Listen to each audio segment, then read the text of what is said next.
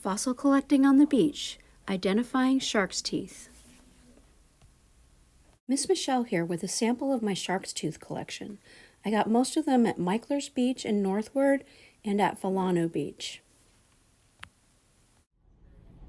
Before I could work on identifying them, I decided to sort them into groups based on their different characteristics. For example, was the tooth narrow or wide? Was it flat or curved? And were there notches at the top?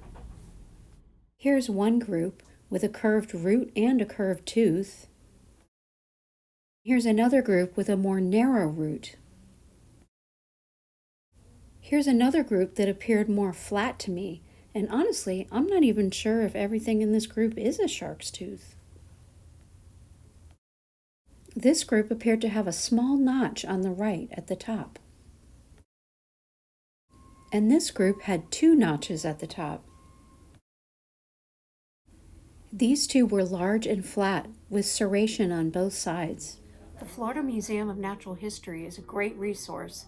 I'm going to see if they can help me identify some of my teeth.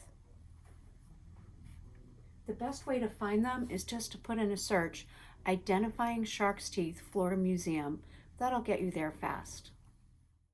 2 things are going to help you track down the owner of your tooth.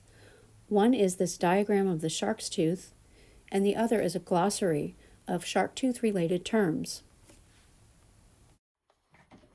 Once you've got your shark tooth diagram in your glossary, the next part is going to be like putting together a puzzle.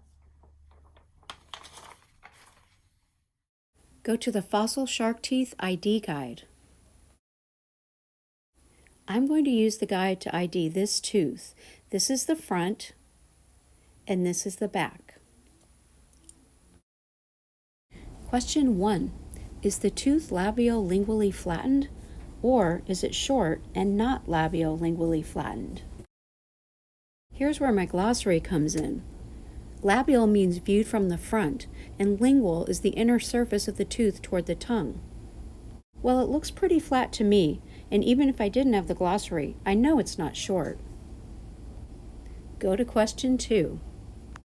Is the tooth single-cusped, or is it multi-cusped? Even though the cusp wasn't ID'd on our diagram, I looked it up and found out that this is where it is. Next, are the cutting edges of the teeth notched or angular on one or both edges? According to my diagram, the answer is yes. Go on to question 4. Are the cutting edges of the teeth partially or completely serrated, or are the cutting edges of the teeth smooth? They're both serrated like the edge of a knife, so go on to question 5. Does one cutting edge of the tooth have an angular notch, or do both cutting edges of the tooth have angular notches? Our tooth has 1 notch, so we go on to question 6, which asks if the notch is shallow or deep, and ours is shallow. That sends us all the way to question 35, which asks if the cusp is relatively narrow or relatively broad, and ours is broad.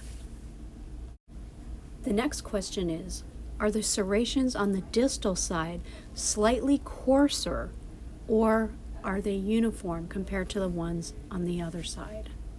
This was a tough one, but I'm going to say they're uniform. So, our tooth belongs to Carcharodontis ultimus, otherwise known as the big-nosed shark. Thanks for watching, and join us next time when we visit the Florida Museum of Natural History in person.